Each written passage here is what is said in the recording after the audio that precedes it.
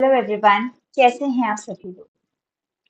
I hope आप लोग बहुत अच्छे होंगे। लेकिन इस वीडियो के टाइटल को देखकर अगर आप इस वीडियो तक पहुंचते हैं, सो आई थिंक मैंने बिल्कुल सही गेस किया है कि शायद आपकी JAIIB एग्जामिनेशंस में जो आपका अकाउंटिंग एंड फाइनेंशियल मैनेजमेंट वाला पेपर है, कहीं ना कहीं आप उसको लेकर थोड़े से वरिड हैं, राइट। सो बिल्कुल भी अब आपको उसकी टेंशन लेने की जरूरत नहीं है। मैं सबसे पहले अपना इंट्रोडक्शन दे देती हूँ। मैं सीए नेहा बंसल आपका स्वागत करती हूँ गाइडली की इस चैनल पर, जहाँ आप आज ये देखने वाले हैं कि कैसे आप अपने AFM से जुड़े हुए सभी डर, खतरे, टेंशन से बिल्कुल राहत पा सकते हैं अगर आप इस स्ट्रैटेजी को फॉलो करते हैं। मैं क्योंकि कुछ एक्सपीरियंस होल्ड करती हूँ AFM को लेकर, प्लस बाकी टीचिंग बैकग्राउंड को लेकर, अपने पास एग्जामिनेशन के एनालिसिस से ये कंक्लूजन मैंने ड्रॉ आउट किया है, जो कि आपको थ्रू आउट द वीडियो बताया जाएगा, राइट। अब if you are sick of jab AFM nightmares, you can dream of A+ results. आप जो भी अपना टारगेट लेकर चल रहे हैं, आप बिल्कुल आसानी से उसे एस कर पाएंगे, ऐसी मेरी इच्छा, अपेक्षा, आशा है, राइट। प्लीज इस वीडियो के एंड तक बने रहिएगा। मैं जरूर से आपको ये मंत्र बता पाऊंगी कि किस तरीके से आपको अपना टारगेट अचीव करना है। किसी भी स्ट्रैटेजी को अगर फॉलो किया जाए, क्या है जो रोकेगा आपको अपने रिजल्ट तक पहुंचने में, राइट। इस स्ट्रैटेजी को फॉलो कीजिए and you can surely achieve your result, right. इसकी गारंटी बिल्कुल यही है कि आपके एफर्ट्स इस तरह से किस इस स्ट्रैटेजी में फिट होते हैं, कैसे आप उन एफर्ट्स को इस तरीके से चैनलाइज करके इस रिजल्ट तक जरूर से पहुंच पाएंगे। एंड यहाँ पर हम डिस्कस करने वाले हैं सिर्फ हार्ड वर्क नहीं, बल्कि hard work along with smart work, alright. ये है मेरा एक introduction. Again I am CA Neha Bansal. मैं कंपनी सेक्रेटरी कोर्स भी परस्यू कर रही हूँ। पिछले कुछ 4-5 सालों में इतने स्टूडेंट्स को मैंने मेंटोर किया है एंड उन्हीं एग्जामिनेशन एनालिसिस के बेसिस पर मैं ड्रॉ करती हूँ ये कुछ कंक्लूजन्स। AFM पेपर का क्या बैकग्राउंड है, क्या ब्रेकअप है। ऑफ कोर्स आप सभी एस्पिरेंट्स को बेहतरीन तरीके से पता होगा। आपका जो AFM का एग्जामिनेशन है वो 4 मॉड्यूल्स में डिवाइडेड है, module A, B, C and D। Module A जो कि है आपका अकाउंटिंग प्रिंसिपल्स एंड प्रोसेसेस वाला, मॉड्यूल बी है financial statement and core banking system, module C होता है financial management, the most prestigious model which students think. Reason भी आपको बताती हूँ। मॉड्यूल डी होता है taxation and fundamentals of costing, ठीक है। ये है आपकी मॉड्यूल वाइज ब्रेकअप, जिनमें मेरे हिसाब से जो सबसे ज्यादा स्कोरिंग होती है वो होती है आपकी मॉड्यूल बी। मॉड्यूल बी के स्कोरिंग होने का रीजन यही है कि वहां पर मॉड्यूल ए के जो भी प्रिंसिपल्स, कॉन्सेप्ट्स, जो बेस ऑफ ABC, जो बेस ऑफ अकाउंट्स आपने सीखा होगा, वो अप्लाई करके आप मॉड्यूल बी में बेहतरीन तरीके से प्रदर्शन कर सकते हैं। इनफैक्ट सबसे ज्यादा वेटेज टेक्निकली बताऊं तो मॉड्यूल सी का होता है, लेकिन मॉड्यूल सी से स्टूडेंट्स घबराते हैं। क्यों वो यहाँ से कतराते हैं? उसका रीजन है कि यहाँ पर एक्सेसिव प्रैक्टिकल एप्लीकेशन वाले क्वेश्चंस होते हैं, एक्सेसिव एप्लीकेशन वाले कॉन्सेप्ट्स होते हैं, जो कि शायद उन्हें लगता है कि हम इतना क्लैरिटी से नहीं जानते हैं। उन्हें चाहिए आपका सिर्फ और सिर्फ डिटर्मिनेशन। अगर आप स्लो पेस में मॉड्यूल सी के हर चैप्टर को पढ़ते हैं, आई एम वेरी श्योर आप उसे भी एस कर सकते हैं। लेकिन अब वहां पर आपको बिल्कुल शिद्दत से और बहुत काम रह के उसे पढ़ना होगा। देन अगर मैं मॉड्यूल डी की बात करूं, मेरा पर्सनल फेवरेट मॉड्यूल है मॉड्यूल डी, क्योंकि टेक्निकली मॉड्यूल ए, बी और सी से इसका कोई सीधा सीधा कनेक्शन नहीं है। एंड अगर आपका कोई पास्ट अकाउंटिंग एक्सपीरियंस नहीं है, मान लीजिए आपने कभी अकाउंट्स नहीं पढ़ा है पास्ट में, या आप किसी और बैकग्राउंड से आते हैं, suppose engineering background and all, तो भी मॉड्यूल डी पढ़ना आपके लिए और जो अकाउंट्स का नॉलेज रखते हैं उनके लिए बिल्कुल सिमिलर होने वाला है, क्योंकि मॉड्यूल डी एक्सेसिवली आपके अकाउंटिंग से रिलेटेड नहीं है। इनफैक्ट ये है आपका टैक्सेशन और कॉस्टिंग से रिलेटेड। कॉस्टिंग होता है काफी प्रैक्टिकल सब्जेक्ट। अक्सर हमारे घरों में जो फीमेल्स होती हैं, जो घर चलाती हैं, जो होम मेकर्स होती हैं, वो अपनी डेली नॉलेज में कितना कॉस्टिंग अप्लाई करती हैं, ये वो खुद भी नहीं रियलाइज कर पाती हैं, क्योंकि कॉस्टिंग एक ऐसा ही एस्पेक्ट है जो हर आदमी, हर कोई सोचता है अपने डेली एक्टिविटीज के दौरान कि क्या मुझे इस चीज को खरीदना चाहिए या नहीं खरीदना चाहिए। इस तरीके के जो सारे फैसले होते हैं, ये आप कॉस्टिंग के बेसिस पर ही लेते हैं, ठीक है। ये था बिल्कुल rough idea module A, B, C और D का। मॉड्यूल सी जिससे सभी को थोड़ा फियर लगता है, आइए देखते हैं उसके बारे में भी कि क्या क्या चैप्टर्स के कंटेंट हैं थ्रू आउट द मॉड्यूल्स। तो पहले तो ये देख लीजिए कि अलग अलग मॉड्यूल्स में कितने कितने चैप्टर्स हैं। मॉड्यूल ए में है 11 चैप्टर्स, मॉड्यूल बी में है 7 चैप्टर्स ओनली, मॉड्यूल सी में है 10 चैप्टर्स एंड मॉड्यूल डी में है 7 चैप्टर्स। अब जैसा कि मैंने पिछले स्लाइड में बताया, module A is the basic of accounting, so A B C सीखने जैसी बात है। मॉड्यूल ए आपका जितना अच्छा होगा उतना ही इजीली आप इसे भी एस कर पाएंगे। So technically module A and module B वो हैंड इन हैंड। फिर आता है मॉड्यूल सी, यहाँ पर भी आपके अकाउंट्स का नॉलेज टेस्ट होगा। जाहिर सी बात है, अगर आपका examination he accounts and financial management है तो अकाउंटेंसी की नॉलेज तो टेस्ट होने ही वाली है। लेकिन मॉड्यूल सी एक्सेसिवली प्रैक्टिकल कॉन्सेप्ट पर बेस्ड है। सारे के सारे प्रैक्टिकल एस्पेक्ट्स हैं यहाँ पर और सारे टेक्निकल एस्पेक्ट्स हैं यहाँ पर। मॉड्यूल डी हमने जो देखा टैक्सेशन या कॉस्टिंग से जुड़ा हुआ है। So module D has nothing to do directly with module A B and C. तो अब स्ट्रैटेजिकली अगर मैं आपको बताऊं कि एग्जामिनेशन में सबसे ज्यादा कंटेंट आपका पूछा जाएगा अगर मॉड्यूल सी से, जो कि हर एग्जामिनेशन में कॉमन नहीं होता है। पिछले एग्जामिनेशन में जो आपकी रीसेंट एग्जामिनेशन साइकिल हुई थी जनवरी वाली शायद, उसमें मॉड्यूल सी का वेटेज मैक्सिमम था। लेकिन वहां पर अगर आप चाहें तो अपने रिजल्ट को बैलेंस कर सकते हैं मॉड्यूल डी की मदद से। मॉड्यूल डी से इतने ज्यादा क्वेश्चंस नहीं आते हैं, लेकिन जितने भी आते हैं आप कहीं ना कहीं इन तीनों की जो कमी है वो इसमें पूरी कर सकते हैं। स्ट्रैटेजी हमेशा इसी तरह से चलती है कि हर कोई हर चीज नहीं जानता है। अब आपसे ये एक्सपेक्टेशन नहीं रखी जा सकती कि एग्जामिनेशंस में आपको हर क्वेश्चन आता होगा, आपने हर क्वेश्चन कहीं ना कहीं पढ़ा होगा। नो, एग्जामिनेशन में जो क्वेश्चंस हैं वो भी बहुत टाइम फर्स्ट टाइम अपीयर होते हैं पेपर्स में। एग्जामिनर्स कहीं से भी क्वेश्चन फॉर्म कर लेते हैं। बाकी आपका पास्ट प्रैक्टिस हमेशा हेल्पफुल रहती है। आपने कितने पेपर सॉल्व किए हैं, कितने मॉक टेस्ट के लिए आपने अपीयर किया है, वो तो प्राइमरी फैक्टर है ही। लेकिन अगर मान लीजिए आपकी प्रिपरेशन उतनी स्ट्रांग नहीं है, then how can you face your examination, और कैसे आप अपने टारगेट को मीट कर पाएंगे। तो मान लीजिए मॉड्यूल ए आपने ढंग से पढ़ा, उसके बलबूते पर आपको मॉड्यूल बी भी आ गया, मॉड्यूल सी में आप इतना ध्यान नहीं दे पाए, या फिर मैं कहूँ आपने ध्यान दिया बट समझ के बाहर चला गया, तो फिर मॉड्यूल डी है जो आपको बचा लेगा, ये आपकी नैया पार करा सकता है, क्योंकि यहाँ पर सिर्फ लॉजिक काम आएगा। मॉड्यूल ए बी सी है, ये तो आपको सीखना ही है। एट एनी कॉस्ट आप मॉड्यूल ए का कोई भी चैप्टर स्किप नहीं कर सकते। आगे बताती हूँ, मॉड्यूल ए में भी कुछ ऐसे चैप्टर्स हैं जो कि स्टूडेंट्स स्किप कर देते हैं और फिर उसका क्या इम्पैक्ट आता है। ये देखिए आपका इंडेक्स का ब्रेकअप है। यहाँ पर आपको जो अंडरलाइन और बोल्ड दिख रहा है, ये वो चैप्टर्स हैं जहाँ से मैक्सिमम क्वेश्चंस बनते हैं। फिर जो आपको इटैलिक्स में दिख रहे हैं वो हैं ये चैप्टर्स जो कि प्योरली थ्योरेटिकल हैं। अब है तो ये मॉड्यूल ए के ही और है ये थ्योरी।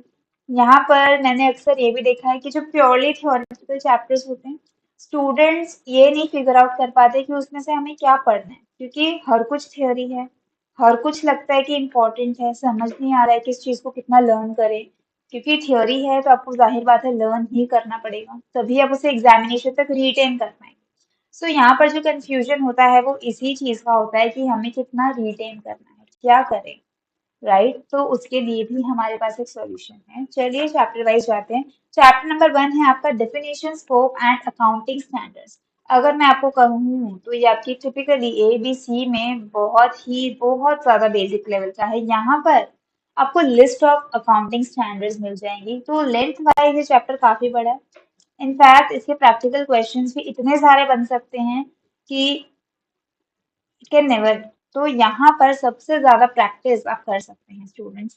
अगर आप पास पेपर्स उठा के देखेंगे तो आप खुद नहीं जज कर पाएंगे कि अच्छा ये क्वेश्चन भी चैप्टर नंबर 1 से बना है, क्योंकि चैप्टर नंबर 1 में लगभग 30 से 35 अकाउंटिंग स्टैंडर्ड्स के बारे में बताया गया है।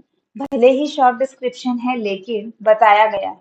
सो अब एग्जामिनर आपसे एक्सपेक्ट करता है कि वो 30 या 35 जितने भी अकाउंटिंग स्टैंडर्ड्स वहाँ पर डिस्कस किए गए हैं, आप उसके बारे में सब जान रहे हैं। और आप अगर उनके बारे में सब जानते हैं तो आपसे उस तरीके के क्वेश्चंस भी वहां से पूछे जाएंगे। फिर अगर उस अकाउंटिंग स्टैंडर्ड्स वाले पोर्शन को हम छोड़ें तो यहाँ पर आपको दिखेंगे कुछ accounting principles, accounting concepts which are way too interesting. तो आप बिल्कुल भी उसे रेजिस्ट नहीं कर पाएंगे। अगर अगर आपने हमारी लेक्चर वीडियोस को फॉलो किया है तो आपने रियलाइज किया होगा कि मॉड्यूल ए का जो चैप्टर नंबर 1 है, इसे हम शायद पार्ट्स में डिस्कस कर सकते हैं।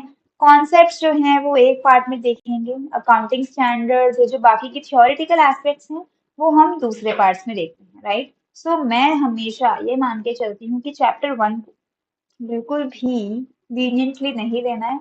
ये सोच के नहीं लेना है कि ये तो बहुत ही लंबा चैप्टर है, इसमें से लगता नहीं है कुछ आएगा, क्योंकि हर चीज के बारे में थोड़ा थोड़ा बताया गया है। लेकिन वो जो थोड़ा थोड़ा बताया गया है, एग्जामिनर वहीं से उठा के क्वेश्चंस पूछते हैं। सो चैप्टर नंबर 1 को आपको बिल्कुल भी इग्नोर नहीं करना है, बिल्कुल भी लेट गो नहीं करना है, राइट। चैप्टर 1 को सबसे ज्यादा टाइम की जरूरत है। अगर मॉड्यूल ए की बात हो रही है तो chapter 1 will require your maximum time. Rank 2 अगर मुझे देना होगा तो मैं दूंगी बैंक रिकंसिलिएशन स्टेटमेंट को। बैंक रिकंसिलिएशन स्टेटमेंट में मैक्सिमम कंफ्यूजन देखी जाती है। पासबुक, कैश बुक, आप इन्हें टैली कर रहे हैं, किस चीज को मुझे ऐड करना है, किस चीज को मुझे लेस करना है, यहाँ पर कंफ्यूजन आती है। सो बैंक रिकंसिलिएशन स्टेटमेंट वाला जो कॉन्सेप्ट है, यहाँ से क्वेश्चंस भी बहुत बन के आते हैं, बट कैच की बात यह है कि ये जितना कंफ्यूजिंग लगता है, ये जेन्युइनली उतना ही इजी है, उतना ही इंटरेस्टिंग है। सो एक बार अगर आप टाइम लेके इस चैप्टर को ढंग से पढ़ लेते हैं तो कहीं ना कहीं मॉड्यूल ए से आने वाले क्वेश्चंस को आप फेस कर पाएंगे। पिछले एग्जामिनेशंस में शिफ्ट 1 का जो एनालिसिस था, उसमें बैंक रिकंसिलिएशन स्टेटमेंट से आए हैं काफी क्वेश्चंस, राइट। हमने उन्हें भी सॉल्व किया है स्टूडेंट्स। अगर आप हमारी वीडियोस को फॉलो कर रहे हैं, मैं अगेन बोलूंगी, तो हमने वहां पर भी काफी क्वेश्चन सॉल्व किए हैं। इनफैक्ट आपके लेक्चर में ही काफी एग्जाम्पल्स भी दिए गए हैं साथ के साथ। तो इससे आपका कॉन्सेप्ट वहीं पर हैंडी हो जाएगा, बिल्कुल इस पर आपकी ग्रिप स्ट्रांग हो जाएगी, राइट। Then comes rank 3। अगर मुझे रैंक 3 लेना होगा तो मैं दूंगी डेप्रिसिएशन। डेप्रिसिएशन वाला जो चैप्टर है, इसमें 4 से 5 फॉर्मूलाज थे, और जिस भी चैप्टर में फॉर्मूलाज आ जाते हैं वो बाय डिफॉल्ट इंटरेस्टिंग हो जाता है। स्टूडेंट्स इसे अदरवाइज लेते हैं कि इसमें तो फॉर्मूला है तो ये तो हार्ड होगा, बट अगर उन्हीं फॉर्मूलाज को आप एग्जाम्पल के साथ पढ़ लेते हैं या एनालिसिस के साथ देखते हैं, कॉन्सेप्ट समझते हैं, तो फॉर्मूलाज लर्न करने का जो प्रेशर है वो आप पे नहीं रहने वाला है। इनफैक्ट अगर करंटली आप हमें फॉलो कर रहे हैं तो आप देख पाएंगे कि मॉड्यूल सी शुरू हो चुका है। मॉड्यूल सी जिसको सबसे ज्यादा प्रैक्टिकल समझा जाता है, हम उसका डिस्कशन किस बेसिस से कर रहे हैं, किस तरीके से कर रहे हैं, ये भी आप एनालाइज कर पाएंगे अगर आप हमारी उन वीडियोस को फॉलो करते हैं, ठीक है। देन अब रैंक नहीं दूंगी, अब हम जाएंगे चैप्टर वाइज कि चैप्टर नंबर 2 में हमने क्या क्या देखा। मॉड्यूल ए के चैप्टर 2 में आपको देखते हैं बेसिक अकाउंटिंग प्रोसीजर, यानी कि आपकी जर्नल एंट्रीज जो आपका पार्ट 1 ऑफ द अकाउंटिंग होती हैं, वो किस तरीके से की जाती हैं, उसको करने के क्या स्टेप्स हैं, क्या अप्रोचेस हैं जो एक अकाउंटेंट को या जो एक स्टूडेंट को जो कि एएफएम पढ़ रहा है उसे फॉलो करने चाहिए। अब यहाँ पर आपको ये नहीं सोचना है कि मैंने तो कभी अकाउंटिंग पढ़ी नहीं है, या मैं किसी और बैकग्राउंड से आता हूँ या आती हूँ। स्टिल स्टूडेंट्स, यहाँ पर इतनी इजी लैंग्वेज में बताया गया है कि जो भी फर्स्ट टाइम लर्नर है उसके लिए भी ये काफी इजी हो जाने वाला है। एंड अगर मैं आपको एक सिंपल सी ट्रिक बताऊं, तो मॉड्यूल ए के जो सारे कॉन्सेप्ट्स हैं ये आपको क्लास 11th 12th कॉमर्स के अकाउंट्स के बुक से ही समझ आ जाएगा। तो आप किसी भी अगर 12th या 11th के स्टूडेंट को जानते हो, एक बार उनकी बुक उठाइएगा और उससे कोशिश कीजिएगा, ये सारे कॉन्सेप्ट आपको वहां से मिल जाएंगे एक्सेप्ट फॉर दीज टू। बाकी के सारे आपको मिल जाएंगे, इनफैक्ट बहुत ही इजी लैंग्वेज प्लस बहुत सारे एग्जाम्पल्स के साथ। चैप्टर नंबर 3 में आता है आपका कैश बुक क्या होती है, सब्सिडियरी बुक क्या होती है, और लेजर क्या होते हैं। अगेन अब बेसिक, अब देखिए आपकी जो बुक का इंडेक्स है ना, वो काफी समझदारी से प्रिपेयर किया गया है। चैप्टर 1 में आपको एबीसी सिखा दी गई थी, उसके बाद फर्दर चैप्टर्स में आपको उसी से जुड़ी हुई एक स्टेप, जैसे कि एक सीढ़ी पे चढ़ने वाला जो अप्रोच होता है वो फॉलो किया जा रहा है। सो ये जो स्टेयरकेस अप्रोच है ये काफी इंटरेस्टिंग है एंड काफी हेल्पफुल है स्टूडेंट्स के लिए, स्पेशली उनके लिए जो फर्स्ट टाइम इसे पढ़ रहे हैं या फिर जिन्होंने पहले अकाउंटिंग पढ़ी है बट काफी लंबा ब्रेक हो चुका है और वो उसे थोड़ा बहुत भूल चुके हैं, ब्लरी इमेज हो गई है, तो उनके लिए भी काफी ज्यादा हेल्पफुल होने वाला है, राइट।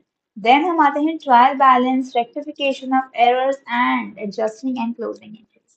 अब अगर ऑनेस्टली मैं आपको बताऊं तो इस चैप्टर का जो ये वाला पोर्शन है, एडजस्टिंग एंड क्लोजिंग एंट्रीज, ये थोड़ा सा ट्रिकी हो सकता है, इसको थोड़ा सा ज्यादा मेहनत की जरूरत है।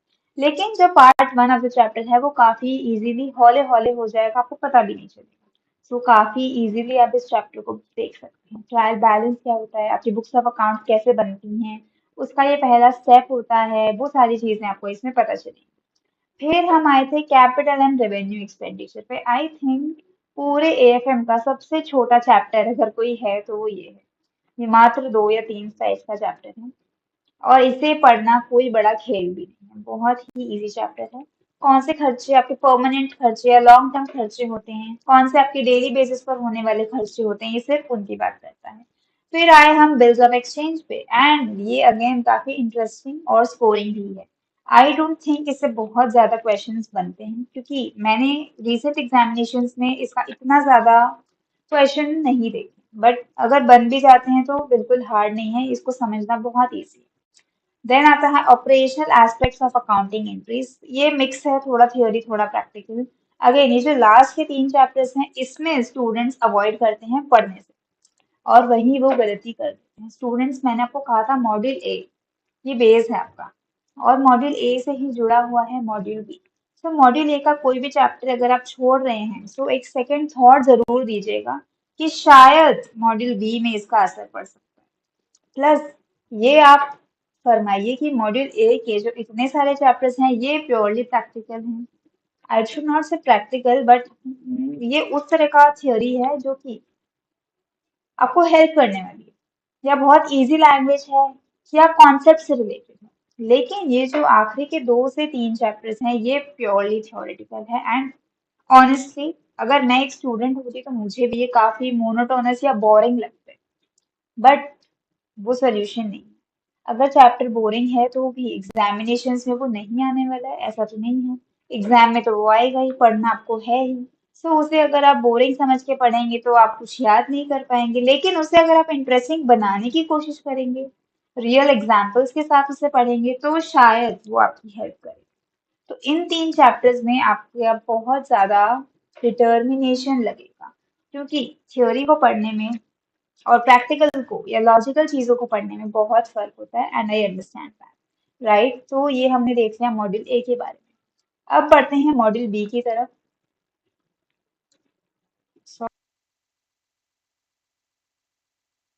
आपके चैप्टर्स का जहां पर ये अंडरलाइन और बोल्ड है, दी मोस्ट इम्पोर्टेंट है, दी मोस्ट स्कोरिंग है, I should say. And module B अगर मैं आपको बताऊं तो काफी ज्यादा इंटरेस्टिंग है। एक तो वो मॉड्यूल ए से अपनी इंस्पिरेशन ड्रॉ कर रहा है, दूसरा उसमें चैप्टर्स भी काफी कम है, मात्र 7 चैप्टर्स हैं, जिनमें अब मैंने जिन्हें हाईलाइट किया है ये हैं आपके काफी इंपॉर्टेंट चैप्टर्स। इतना कि मैंने इसे बोल्ड और अंडरलाइन भी नहीं किया। यहाँ से जो क्वेश्चंस बनेंगे वो बिल्कुल टॉप लेवल क्वेश्चंस हो सकते हैं। उसमें सिर्फ आपका बेस ही नहीं बल्कि आपकी समझदारी, आपकी रेजिलियंस दोनों टेस्ट की जाएंगी। फिर हम देखते हैं cash flow end fund flow. काफी इंटरेस्टिंग, आई शुड से बहुत इजी है और बहुत स्कोरिंग भी, एंड इसके ऊपर काफी क्वेश्चंस फॉर्म हुए हैं स्टूडेंट्स। हर एग्जामिनेशन साइकिल में देखा जा रहा है कॉन्स्टेंटली कि यहाँ के क्वेश्चंस बनते हैं। यहाँ पर आपको अलग अलग एक्टिविटीज की ऑपरेटिंग है, कौन सी आपकी इन्वेस्टिंग है, कौन सी फाइनेंसिंग है, वो सारी चीजें। फिर अगर हम देखें final accounts of banking companies and core banking system, तो यहाँ पर ये वाला प्योरली थ्योरेटिकल चैप्टर है।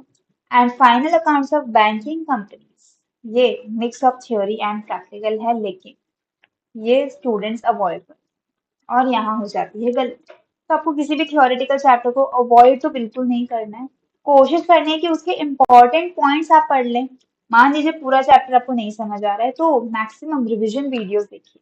मैक्सिमम रिवीजन वीडियोस देखने से आपको ये पता चलेगा कि यहाँ से किस किस टॉपिक पर क्वेश्चन उठ के आते हैं। तो शायद आप पूरा चैप्टर ना पढ़ें तो भी काम चल सकता है, ठीक है। Then we come to module सी।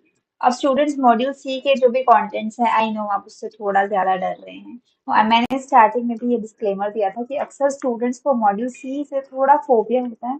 एक तो उसमें नंबर ऑफ चैप्टर्स भी थोड़े ज्यादा हैं, 10 चैप्टर्स हैं, plus all the chapters are purely practical basis वाले। सो अगर आपका पास का अकाउंटिंग नॉलेज नहीं है तो शायद आपको यहाँ पर थोड़ा डाउट कैसे जनरेट हो जाएगा कि क्योंकि हमारा बेस ही क्लियर नहीं है, so how will be able to ace it. So students, यहाँ पर ज़रूरी ये है कि आपका करंट नॉलेज और आपकी करंट मेहनत कितनी, डिटर्मिनेशन कितनी स्ट्रांग है, राइट। सो ये कैप्शन पढ़ेगा, this isn't just about passing, it's about dominating it. तो मॉड्यूल सी क्योंकि सबसे ज्यादा वेटेज होल्ड करती है आपके एएफएम का, सो मॉड्यूल सी का वेटेज जितना ज्यादा है उसके मेहनत भी वो उतनी ही मांगता है। सो यहाँ पर आपको जस्ट पास नहीं होना है बल्कि आपको उसे डोमिनेट करना है। अब आपको मॉड्यूल सी को अपना मोस्ट स्ट्रॉन्ग सब्जेक्ट बनाना होगा, राइट। सो देखिए मॉड्यूल सी में आपके क्या क्या चैप्टर्स आएंगे। ओवरव्यू ऑफ फाइनेंशियल मैनेजमेंट, ये आपका थियोरेटिकल चैप्टर होने वाला है। एंड यहाँ पर ये एक प्लस पॉइंट है कि यहाँ पर स्कोर आप कर सकते हैं अगर मॉड्यूल सी का वेटेज इवनली डिस्ट्रीब्यूटेड है ओवर ऑल द चैप्टर्स, जो कि यूजुअली प्रैक्टिकली होता नहीं है, बट मान के चलते हैं मॉड्यूल सी के 10 चैप्टर्स हैं, 10 का वेटेज बराबर है, तो यहाँ से भी एक क्वेश्चन बन सकता है। और अगर यहाँ से वो क्वेश्चन बनता है so that will be a plus point for you, right students. तो एक तो ये ओवरव्यू ऑफ फाइनेंशियल मैनेजमेंट आप देख सकते हैं जो थियोरेटिकल है। देन रेशियो एनालिसिस, ये आपका काफी बड़ा चैप्टर है, काफी लेंथी, लेकिन अगर प्रैक्टिकली देखा जाए और आपने इसे तरीके से पढ़ा है और समझा है सो यहाँ पर कोई आपका हाथ नहीं पकड़ सकता। यहाँ से मैक्सिमम क्वेश्चंस आते हैं एंड ये मोस्ट स्कोरिंग भी है। करंटली हमारे लाइव फाउंडेशन बैच में ये चैप्टर चल रहा है। सो अगर आप यूट्यूब पे हमें ट्रैक कर रहे हैं सो मेक श्योर आप रेशियो एनालिसिस वाले डिस्कशन को देखें, उससे आपको ये इंसाइट मिल जाएंगे कि ये उतना भी डरावना नहीं है। फिर आता है फाइनेंशियल मैथमेटिक्स के ये जो 3 चैप्टर्स हैं, ये आई अग्री है कंफ्यूजिंग। आई अग्री, इसमें सारे कॉन्सेप्ट्स भी नए हो सकते हैं। इवन अगर आपका प्रीवियस अकाउंटिंग बैकग्राउंड था तो भी वो ब्लर हो चुका होगा और शायद ही आपको जीरो से स्टार्ट करना पड़ेगा। एंड उसके लिए आपको सिर्फ एक अच्छे मेंटोर की जरूरत है जो कि आपको उसके इम्पोर्टेंट कॉन्सेप्ट्स के थ्रू लेकर जाए। यहाँ पर स्टूडेंट्स, मैं बिल्कुल मानती हूँ कि हर किसी को हर टॉपिक आए ये जरूरी नहीं है। सो यहाँ पर आपको ABC एनालिसिस करनी होगी, कौन सा कॉन्सेप्ट सबसे ज्यादा आना चाहिए, एग्जाम में सबसे ज्यादा पूछा जाता है, तो आप उसको पढ़ने पर ज्यादा फोकस करें। जो सी कैटेगरी में आते हैं, जो सबसे कम पूछे जाते हैं, आप चाहें तो उन्हें लेट गो कर सकते हैं बिकॉज मॉड्यूल सी अपने आप में काफी है, लंबी है, राइट। उसके बाद अगर बात आती है capital structure and cost of capital की, कंपैरेटिवली ये बाकी प्रैक्टिकल चैप्टर से थोड़ा सा इजी है। उसी तरह कैपिटल इन्वेस्टमेंट डिसीजंस या टर्म लोन, ये mix of theory and practical है। तो यहाँ पर जो थियोरेटिकल कॉन्सेप्ट्स हैं आप उन्हें पढ़ के स्कोर कर सकते हैं, राइट। फिर जो आपका डेरिवेटिव्स वाला है, this I agree is the hard one, तो ये हार्ड कैटेगरी में जाएगा और यहाँ से आप चुनिंदा टॉपिक्स को पढ़ने पर फोकस कर सकते हैं। फिर जो वर्किंग कैपिटल मैनेजमेंट है बहुत इजी है एंड लीजिंग वो भी बहुत इजी है, राइट। ये दो हैं इजी कैटेगरी के इन मॉड्यूल सी। अदरवाइज मॉड्यूल सी में मैं किसी चैप्टर को इजी कैटेगरी में नहीं डालती हूँ, बट जो ओवरव्यू है ये इजी कैटेगरी वाला है और जो लीजिंग है एंड वर्किंग कैपिटल है ये भी इजी कैटेगरी वाला है, राइट। बिल्कुल भी डरने की जरूरत नहीं है। फिर आते हैं मॉड्यूल डी पे। इसके बाद आपका एएफएम खत्म हो जाएगा, आपका टारगेट मीट हो जाएगा अगर आप इसे इसी तरीके से फॉलो करते हैं तो। स्टूडेंट्स, मॉड्यूल सी का हर चैप्टर ही आई शुड से काफी इंटरेस्टिंग है एंड काफी इंपॉर्टेंट की अगर बात है तो वो होगा आपका डायरेक्ट टैक्स, पर्सनल टैक्स जिसे कहा जाता है, और आपका कॉस्ट एंड मैनेजमेंट अकाउंटिंग का इंट्रोडक्शन। क्योंकि इस इंट्रोडक्शन से ही आपको ये तीनों चैप्टर्स, चारों चैप्टर्स बाय डिफॉल्ट आ जाएंगे। एंड टैक्सेशन में अगर जीएसटी है तो वो काफी छोटा है, इम्पोर्टेंट भी है और रिसेंटली आया है, तो एग्जामिनेशन में इसके पूछे जाने का स्कोप ये भी थोड़ा सा ज्यादा होता है बाकी चैप्टर्स के कंपैरिजन में, राइट। सो आई होप मैं आपको अच्छे से नेविगेट कर पाई हूँ आपके एएफएम के सिलेबस के थ्रू, राइट। यहाँ पर अब मैं बार बार रिपीट करूंगी, आपके एफर्ट्स प्राइमरी हैं, मेंटोर के एफर्ट्स सेकेंडरी हैं एंड टर्शियरी हैं आप कैसे उस स्ट्रैटेजी पर उसे चैनलाइज करते हैं। स्ट्रैटेजी बनाकर आपको कोई दे सकता है लेकिन फॉलो करने वाले आप होंगे, खुद को समझाने वाले आप होंगे कि yes you can do it. Students देखिए, एएफएम का जो पेपर होता है ये आपके जैब एग्जामिनेशंस को क्लियर करने का अपने आप में एक इजी सा टारगेट होता है, प्लस आपको ये सहारा मिलता है कि इसके बदौलत आपका जैब पार हो जाएगा, राइट। तो अगर यहाँ पर एग्रीगेट वाला सिस्टम होता तो कहीं ना कहीं एएफएम तो आपको दूसरे सब्जेक्ट्स को भी पास कराने में हेल्प कर देता। लेकिन एएफएम का खुद का 60 प्लस अचीव करने का जो टारगेट है वो बहुत ईजी है। एंड अगर आपको बताऊं तो पास्ट में गाइडली के कुछ स्टूडेंट्स ने एएफएम में एग्जामिनेशन भी स्कोर किया है, यानी कि बेहतरीन नंबर उनके आए हैं। उन्होंने अपना टारगेट काफी इजीली मीट किया है। ठीक ठीक है, इस कोड को पढ़िए। Your brain just got an upgrade and courtesy of this video is that. इस वीडियो की कर्टसी मैं ड्रॉ करूंगी उन सभी स्टूडेंट्स के एक्सपीरियंस से जिनके थ्रू मैं इस कंक्लूजन तक पहुंच पा रही हूँ कि किस मॉड्यूल में क्या क्या इंपॉर्टेंट है according to my knowledge. And उस तरीके से हमने ये स्ट्रैटेजी डिजाइन की है, डिफाइन की है। सो आप भी अगर इस स्ट्रैटेजी को फॉलो करते हैं स्टूडेंट्स, तो ये बहुत ईजी हो सकता है आपके लिए। बहुत बहुत आसानी से आप अपने उस टारगेट को मीट कर सकते हैं जिसकी आपने कल्पना की है। करेक्ट, तो आपका टारगेट बिल्कुल भी आपसे दूर नहीं है, जरूरी है सिर्फ थोड़े से मोटिवेशन की और आपकी मेहनत की। राइट, सो यहाँ पर जो काम आने वाली है वो आपकी मेहनत होगी 95% और मोटिवेशन होगा 5%, वो आपको हमसे मिल जाएगा। सो आपके लिए एक स्पेशल अनाउंसमेंट भी है इस लेक्चर में। वो है ये कि JAIIB का जो सुपर प्लान है वो लॉन्च कर दिया गया है बाय गाइडली। यहाँ पर काफी अफोर्डेबल प्राइसेस में आपको इतने सारे बेनिफिट्स मिल जाएंगे। इसमें देखिए जो सबसे ज्यादा इम्पोर्टेंस है वो है आपके फुल लेंथ मॉक टेस्ट पर।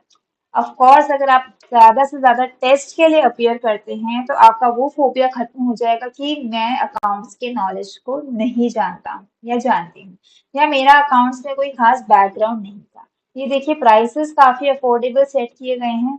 अब मुझे नहीं लगता आप एक सेकेंड थॉट देंगे इस कोर्स को परचेज करने में, एनरोल करने के लिए। यहाँ पर आपको ऑल इन वन सारे सब्जेक्ट्स का कोर्स, सारे सब्जेक्ट्स का revision and top most faculties के थ्रू आपको इसकी अंडरस्टैंडिंग भी मिल जाएगी।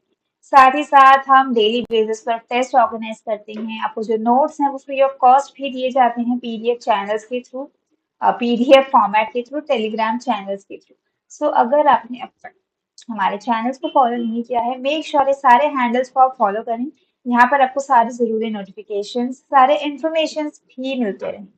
जिस तरह से ये वीडियो आपके नोटिफिकेशन बॉक्स में शायद पॉपअप हुआ होगा, उसी तरीके से और भी सारे सब्जेक्ट की strategy, paper wise breakdown, module wise breakdown, क्या क्या इंपॉर्टेंट कॉन्सेप्ट्स है, ये सारी चीज़ें आपको पता चल जाएगी। सो बिना किसी डीले के, बिना किसी सेकेंड थॉट, अब आप हमें फॉलो कर लीजिए। एंड इसी के साथ अब इस लेक्चर को मैं यहाँ पर एंड करती हूँ। आई शुड नॉट से लेक्चर, इसी के साथ इस इंफॉर्मेटिव वीडियो को यहाँ मैं एंड करती हूँ।